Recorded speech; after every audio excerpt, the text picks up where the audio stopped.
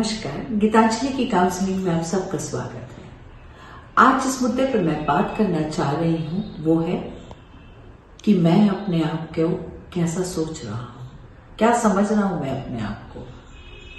अगर मैं इसको ठीक से आपके सामने व्यक्त करूँ तो इसको अंग्रेजी में हम बोलते हैं इम्पोस्टर सिंड्रोम, कि मैं जो हूँ मैं वैसा अपने आप को मान ही नहीं पा रहा।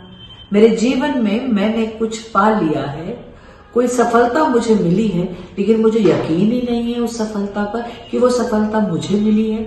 मैं अपने आप में इस दुविधा में हूं कि ये सफलता मैं डिजर्व करती हूं या करता हूं। ये मेरे ही कुछ एट्रीब्यूट्स हैं, मेरे ही प्रयास हैं जिसके नतीजे में मुझे ये सफलता मिली है।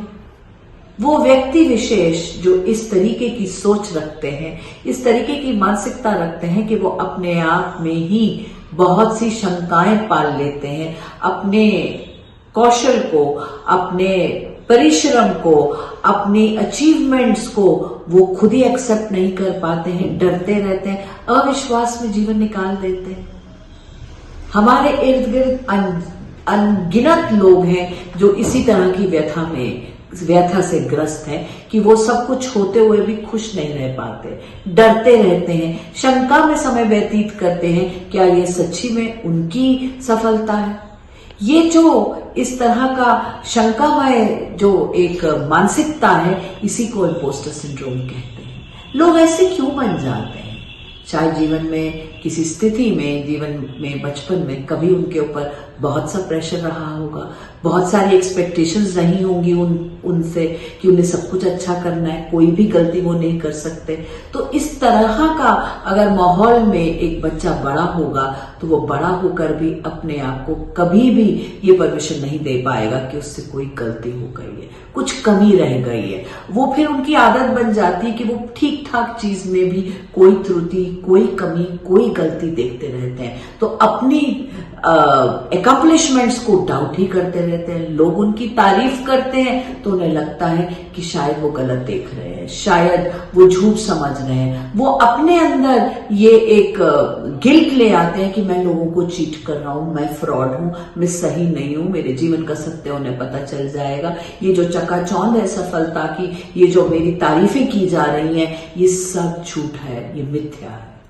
ऐसी सोच जो है बहुत तंग करती है एक व्यक्ति को। अक्सर कुछ लोग ऐसे होते हैं जो हमेशा परफेक्शनिस्ट के रूप में अपने आप को देखते हैं, मतलब 100/100। अगर 100 में से 110 भी मिल जाए तो वो 110 लेना चाहेंगे। वो 99 पर भी सेटिस्फाइड नहीं होते। उन पे प्रेशर कोई और नहीं डालता, लेकिन वो खुद ही अपने ऊपर ये तनाव ले लेते हैं कि 100% सही, इतनी सी भी कोई कमी कहीं नहीं रह जानी चाहिए। ये जो इतनी सी कमी ना रह जाने का प्रेशर जो अपने ऊपर डाल लेते हैं, बड़ी ज्यादती करते हैं लोग, क्योंकि कभी खुश नहीं रहते, हमेशा तनावग्रस्त रहते हैं, हमेशा उदास रहते हैं, और कहीं ना कहीं ये उदासी, ये तनाव एंजाइटी और डिप्रेशन में बदल जाता है। तो दोस्तों, अब करना क्या है? ऐसे लोगों को पहचानते कैसे हैं, पहले ये देख लेते हैं। घबराहट में रहते हैं, बेचैन रहते हैं, खुश नहीं रहते। आप जब उनकी तारीफ भी कर रहे हो तो वो ये कहते हैं बस भगवान की कृपा रही, मिल गया, कोई और बेहतर नहीं था मुझसे, मेरा समय अच्छा था। मतलब अपने परिश्रम का, अपनी सफलता का श्रेय खुद को नहीं दे पाना, किसी और पे डाल देना, कोई ना कोई कमी अपने काम में खुद ही निकाल लेनी। आप तारीफ कर रहे हैं और वो त्रुटि ढूंढ रहे हैं अपने काम की। देखिए कितना कॉन्ट्रडिक्शन रहता है उनकी सोच में। तो इस तरीके से आप ऐसे लोगों को पहचान सकते हैं। पहचान कर उनको लेबल नहीं करना है, उनको अपने से दूर नहीं करना है, उनकी मदद करनी है, ताकि वो खुशी को खुशी की तरह महसूस कर सके और खुश हो सके। तो कोशिश कीजिए कि उन्हें ऐसा वातावरण दें कि वो अपने मन की बात कह सके। और अगर आपको लगता है कि आप इस तरह की कोई मानसिकता रखते हैं तो कोशिश कीजिए अपने दिल की बात किसी से कीजिए, अपने मन में चलने वाली शंकाओं को किसी से शेयर कर लीजिए, और फिर वो जो आश्वासन आपको देते हैं, वो जो आपसे डिस्कशन करते हैं, उस पर सोचिए। नहीं है कमी तो मान लीजिए नहीं कमी। अपने आप को ये परमिशन दीजिए कि हम कभी गलती कर सकते हैं, और गलती होने पर ज्यादा तनाव मत लीजिए। गलती को कैसे ठीक करना है उस पर काम कीजिएगा। धीरे धीरे आपकी मानसिकता बदलेगी, और वो जो तनाव ज्यादा बढ़ जाता है, बेचैनी बढ़ जाती है, तो उसमें प्राणायाम करने की कोशिश कीजिएगा। जैसे हैं हम, वैसा हमें अपने आप को मानना पड़ेगा। जैसे हम नहीं हैं, वैसे हम बन नहीं पाएंगे शायद। और जो हम बन गए हैं, जैसे हम बन गए हैं, उसको पूरी तरह से आलिंगन कर लीजिए। जीवन में तनाव कम हो जाएगा, खुशियां आपके अंग संग रहेंगी।